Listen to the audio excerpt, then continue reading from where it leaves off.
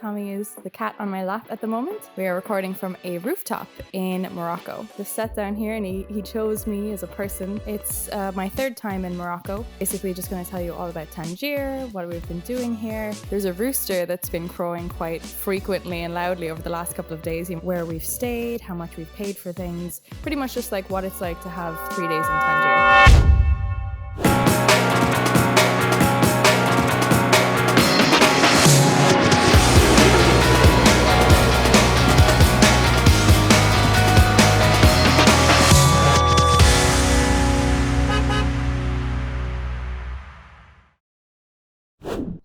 Hello and welcome to another episode of These Corners of the World podcast, travel podcast. I'm your host, Kelly O'Brien. I'm joined today with the lovely Sam, who is behind the camera. You can't see him, but hopefully maybe he'll chime in at some point. We are on the fly today because we are recording not from home. We are recording from a rooftop in Morocco, in Tangier. So you may hear some construction noise behind me. You may hear some chirping of birds. There's a rooster that's been crowing quite frequently and loudly over the last couple of days. You might hear that bird. And I'm not sure if you'll hear him, but you definitely see him. This is Tommy. Tommy is the cat on my lap at the moment. Completely unplanned. I just sat down here and he chose me as a person to curl up on. This is the cat that is associated with this accommodation. So yeah, today I'm going to talk to you about, I guess, our few days in Tangier. It's my third time in Morocco. And basically just going to tell you all about Tangier, what we've been doing here, where we've stayed, how much we've paid for things, pretty much just like what it's like to have 3 days in Tangier. We came from Malaga a few days ago, and the Ryanair flights we took were €30 per person return, which was pretty good. Of course, you know, there are some hacks that you can do to not bump up that price. Ryanair will want you to get like a bag and stuff. But if you only have like a small backpack like we do, then, you know, you can pretty much keep that price at the same as they're actually selling it.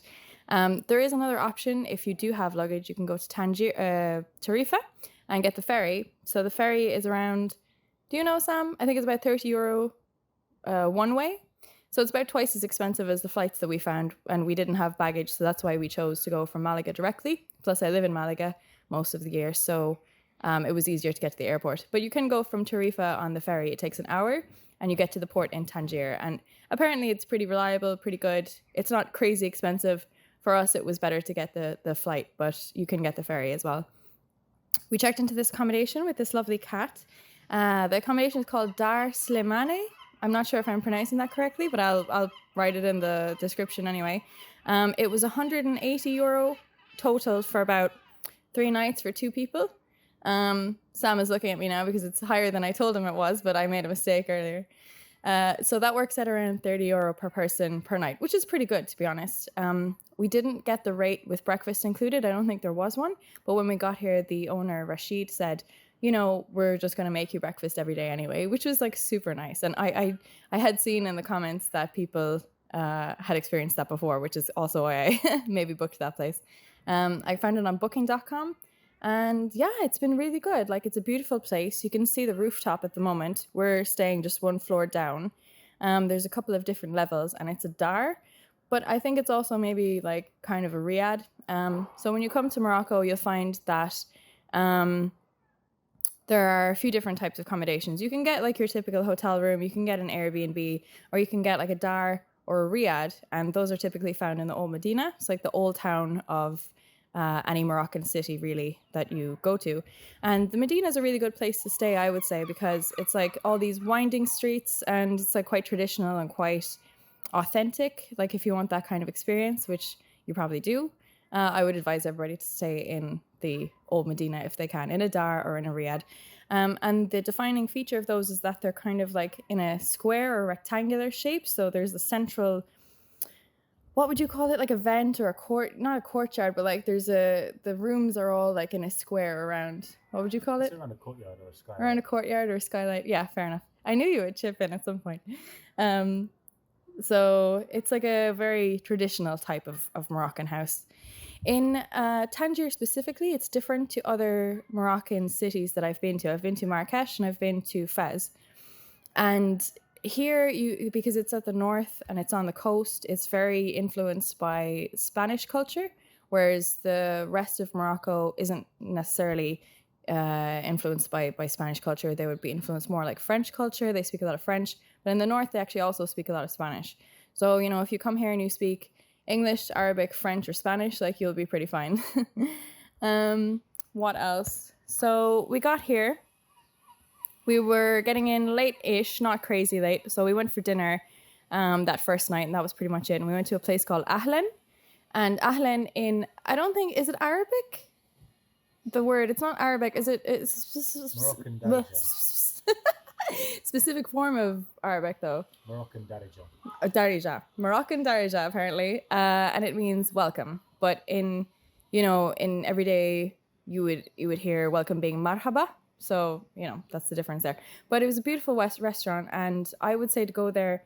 It's more like a cafeteria type of vibe. It's not like cozy. I couldn't describe it as cozy, but the food was really good, and I would advise people to go there because they do this really cool thing with the mint tea.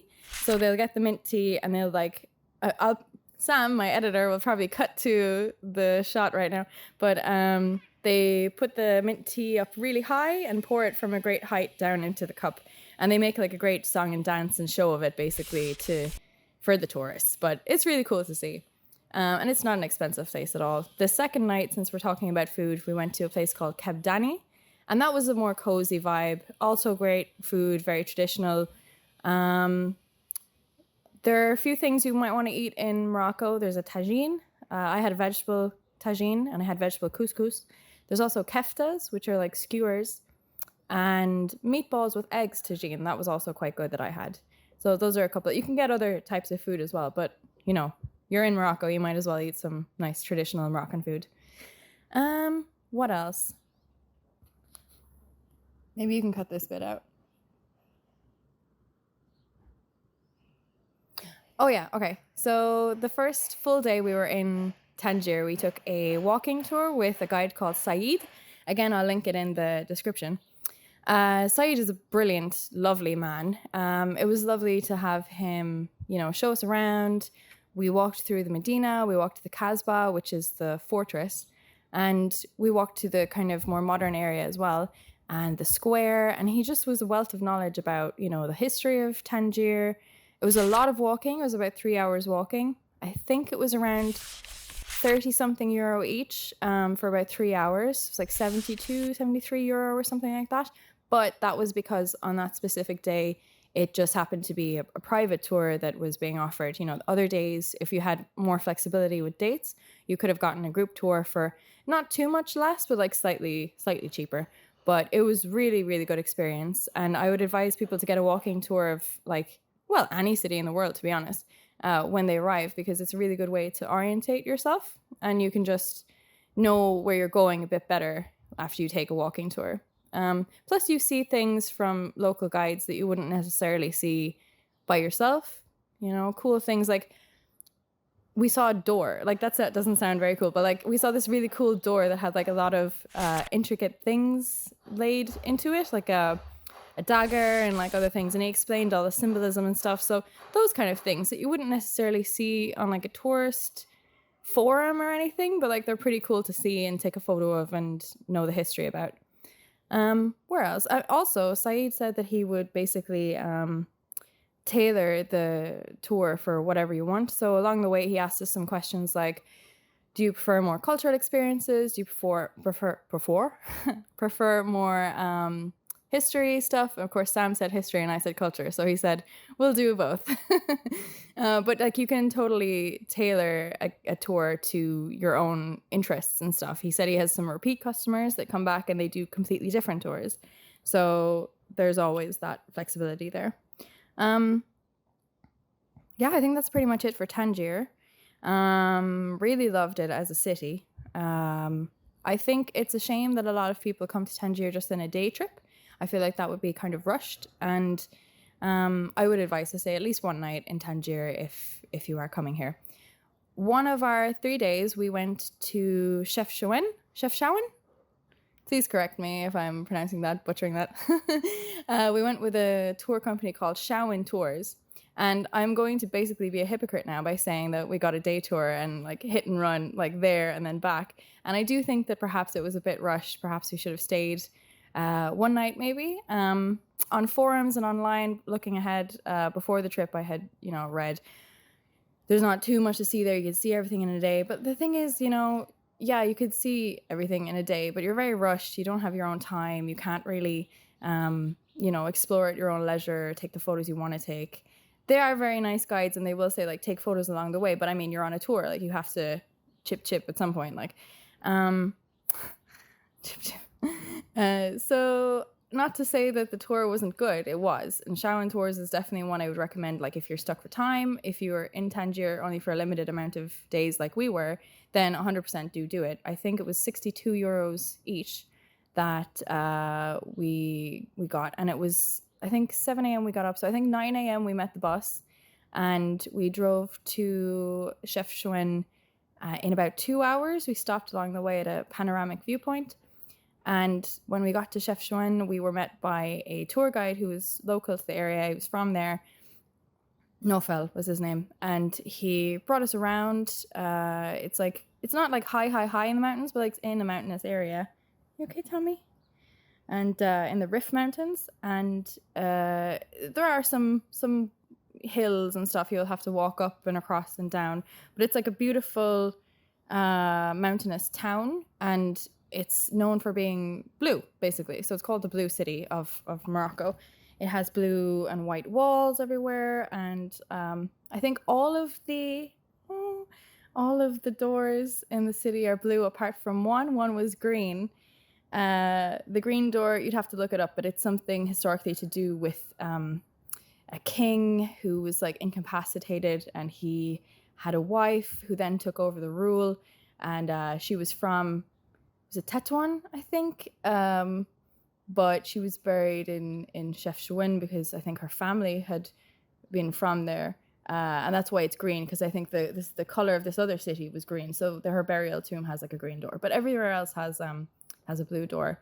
And it's really aesthetic. You'll take some really beautiful photos there. Don't wear blue, because I saw a few people wearing blue. You would think, I'll match. But like, no, you should wear like a contrasting color or I wore this and like an orange dress. Perhaps I'll put some photos in at this point. Editing magic. Sam can weave his editing magic here. Yeah, and one thing that Nofel said to me was that the tourism there had really dropped off since the terrorist attacks at the start of October of this year, it's 2024 now, of last year. Basically when the war on Gaza started. And, how far away is Morocco from that part of the world? Like very far. But because it's Arabic speaking, I guess people are scared, or I don't really know exactly why. But he said that basically since that happened, tourism has dropped off dramatically. And there have been like nothing but cancellations for October, November, December. He said it's picked up for the New Year and for Christmas, which is the period that I'm visiting. It's the very first day of 2024, actually. Happy New Year. But who knows if that's going to like just be a seasonal thing and it's going to drop off again, or if it's actually coming back again. So if you're watching this and thinking about going to the north of Morocco, I would say definitely do it. They need your support and it's a beautiful area. I have not seen anything bad at all. I haven't felt unsafe whatsoever. Come to think of it, like there's not even been much pushing of, wares or anything like that. In Marrakesh when I went there, granted that was many years ago, but I found that people selling stuff were quite pushy and like they weren't taking no for an answer. Not just, buy this, buy that, but like come into my store, like I'll show you here, like I'll carry your bags, that kind of thing. None of that here, basically. You'll have a few people saying, would you like to buy this? Or do you want to come into this restaurant for lunch? All you say is like, no thanks. And that's it. That's the end of the interaction. So yeah, I would say definitely do come here. It's very safe, very welcoming. Marhaba. Oh yeah, okay. If you are coming here, you might as well learn a few words of Arabic, because I found that people are super, super happy to hear a tourist like just trying to speak a few words. You will be fine if you don't, of course. You'll be totally fine. But if you say a few words here and there, I think the effort goes a long way. So I was saying salam, which is like hi. You can also say salam alaikum. I'm probably butchering the pronunciation, but that's like, I think, a more formal way of saying hello. The response to that is wa alaikum salam. Shukran is a very useful one, which means thank you. So you'll often be, maybe buying something at a store or, at a restaurant or something. You can say shukran when you're leaving. Besaleme, I probably am butchering that again, but that means goodbye. I haven't used that one so much. Shukran and heading away and saying shukran out the door is probably your best bet there. There's a few other ones like inshallah, alhamdulillah, but like I think that's going above and beyond. So those few words like hello, thank you, bye, people will love you for it. I'm gonna check my notes and see if there's any more to say.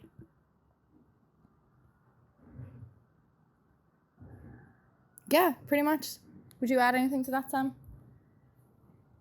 No. No. That's pretty good. That's pretty good. Cool. Well, we'll leave it there. We'll do a short and sweet one this time around because we have a plane to catch actually on the way back to Malaga. Tommy's not going to be happy because Tommy's going to have to move soon. But I hope that everyone enjoyed and I will see you again for the next adventure. Bye.